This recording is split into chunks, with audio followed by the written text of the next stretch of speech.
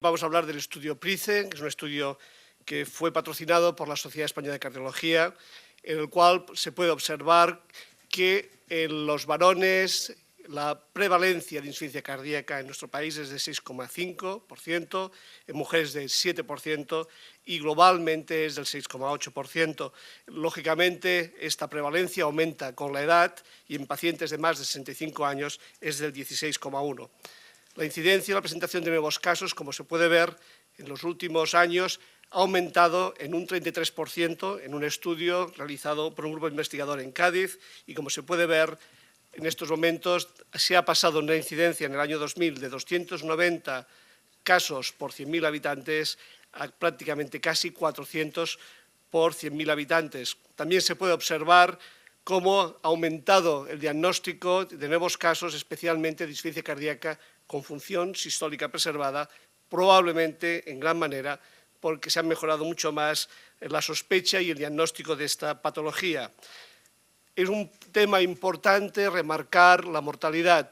A nivel poblacional, en España, la insuficiencia cardíaca aporta una mortalidad importante en el campo, tanto en los hombres como en las mujeres. Las mujeres significa una mortalidad global del 8% y un 4% en los hombres. Y si hablamos de mortalidad cardiovascular, la mortalidad en las mujeres es del 20% y del 12% por insuficiencia cardíaca en los hombres. También es importante remarcar la importancia de la mortalidad, a pesar de que hoy día tenemos realmente un tratamiento médico que está realmente optimizado, cada vez hemos ido mejorando, pero aún así tenemos una elevada mortalidad.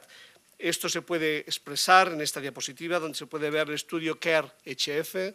Son pacientes que recibían una terapia de resincronización cardíaca asociado a tratamiento médico óptimo, comparado con tratamiento médico óptimo, y como se puede observar en la diapositiva, a 7 años de seguimiento había una mortalidad alrededor del 50%. Otro aspecto importante en estos momentos, a la hora de evaluar un tratamiento médico para la insuficiencia cardíaca, es la hospitalización. Entre el 1 y el 2% de los recursos sanitarios se dedican a la insuficiencia cardíaca. Por tanto, sí que es importante valorar el que cuando estamos haciendo un tratamiento médico hay que saber que el 69% del coste sanitario de ese tratamiento, o en este caso de la insuficiencia cardíaca, es realmente lo más importante, es este 69% por la hospitalización. El tratamiento farmacológico de la insuficiencia cardíaca solo sería el 18%. Otro aspecto también importante a remarcar es que cuando hablamos de insuficiencia cardíaca tenemos que pedir que los fármacos mejoren la calidad de vida. La insuficiencia cardíaca tiene una calidad de vida que es peor que la de los pacientes que están en insuficiencia renal crónica, en diálisis, pacientes con depresión, etc. La insuficiencia cardíaca es un problema real en la calidad de vida de los pacientes. ¿Qué dicen las guías de práctica clínica de la Sociedad Europea de Cardiología del año 2008? Y es que las recomendaciones de clase 1 para pacientes con disfunción ventricular sintomática son que se ha de dar inhibidor de la ECA a todos los pacientes, siempre y cuando toleren este tipo de tratamiento, con un nivel de evidencia A. Los antagonistas del receptor de la angiotensina 2 o ARA2 serían para los pacientes intolerantes a IECA o persistencia de clínica en los pacientes que ya están con IECA más betabloqueante, con un nivel de evidencia A. Betabloqueante a todos los pacientes, también con un nivel de evidencia A. Antagonistas de aldosterona con síntomas severos, también con un nivel de evidencia A, y el diurético especialmente para los signos congestivos en los pacientes con un nivel de evidencia B.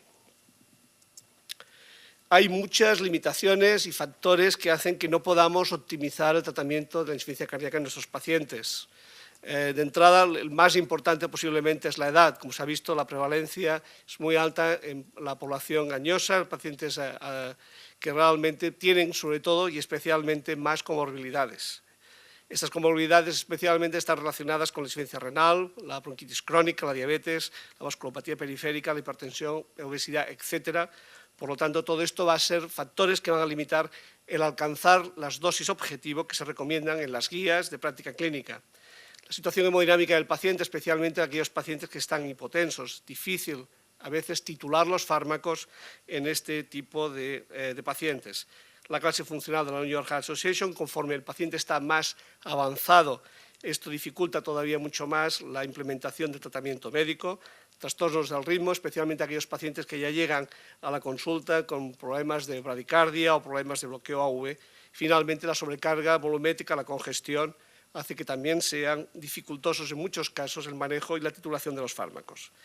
Actualmente los niveles de atención y el ámbito médico, y sobre todo las unidades de incidencia cardíaca, aportan, digamos, un poco de expertise, un poco de cambio realmente probablemente en el manejo de lo que serán los pacientes con insuficiencia cardíaca. Globalmente podemos decir que los pacientes con insuficiencia cardíaca hoy día se les puede hacer una terapia medida, como dicen al menos en inglés, la cellular therapy, haciendo realmente, cada paciente va a recibir una pauta diferente y a esto estará en base sobre todo a este tipo de comorbilidades que se asocian a los pacientes con insuficiencia cardíaca. Respecto a cuando hablamos de áreas de atención, hay un estudio español, que es el estudio PISER, que el doctor González Juanatey fue el director del mismo, que englobó a 507 profesionales y 2.249 pacientes. La prevalencia de los pacientes incluidos era alta, realmente respecto a sus comorbilidades, fibrilación auricular, diabetes, obesidad, dislipemia, todo en números muy importantes. Y lo que era remarcable es que, según el nivel de atención del tipo de pacientes, ya fueran en atención primaria, cardiología o medicina interna, el grado de prescripción de los fármacos que hoy día se aplican según las guías de práctica clínica era diferente y además de forma significativa. Había menos prescripción de IECAS y menos prescripción de betabloqueantes de forma significativa en el grupo de atención primaria, en el grupo de medicina interna, respecto al nivel de atención por parte de cardiología. Otros datos interesantes también eran que las mujeres recibían menos betabloqueantes y otros aspectos también de poder alcanzar la dosis máxima, la dosis objetivo, era el hecho de haber sido controlado por un cardiólogo o, por el otro lado, no recibir dosis objetivo, la presencia de comorbilidades o la presencia de cardiopatía isquémica como etiología. Otro aspecto que limita en estos momentos la utilización de los fármacos a las dosis correctas es que hay muchos pacientes todavía que, a pesar de llevar un tratamiento médico según las guías de práctica clínica, tienen un mal control de la frecuencia cardíaca. La frecuencia cardíaca es un factor de riesgo en pacientes con insuficiencia cardíaca y disfunción ventricular izquierda y, como se puede observar según el estudio CHIEF, en el grupo placebo, los pacientes que tienen una frecuencia basal por encima de 70 tienen un aumento del riesgo de presentar el objetivo primario, que es mortalidad cardiovascular o hospitalización por insuficiencia cardíaca. Y por cada aumento de un latido de frecuencia cardíaca tiene un aumento del riesgo del 3% y por cada 5 latidos de frecuencia cardíaca un 16%. El hecho de estar en una frecuencia cardíaca de 72 a estar a más de 87 de frecuencia cardíaca aumenta por 2 veces el riesgo de presentar el endpoint primario en el estudio CHIEF.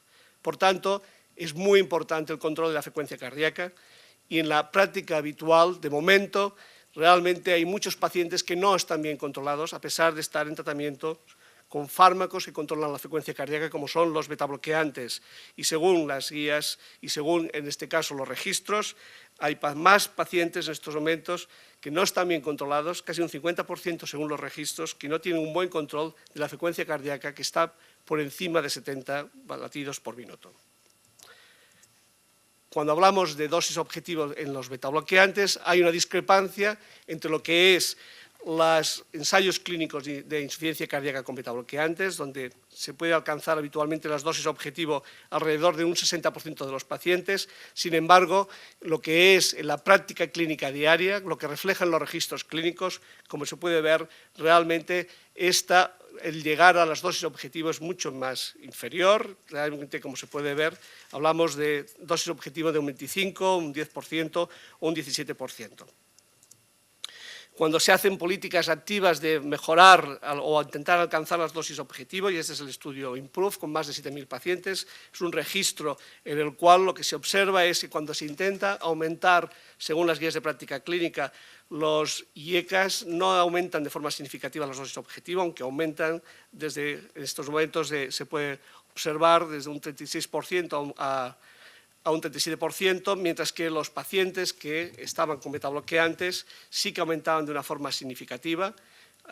Y como se puede también observar, lo que vemos es que las variables que estaban relacionadas con una mayor consecución de las dosis objetivo eran aquellos pacientes de raza negra, los pacientes más jóvenes, los que tenían una tensión asistólica mayor y el hecho de estar en una unidad de insuficiencia cardíaca.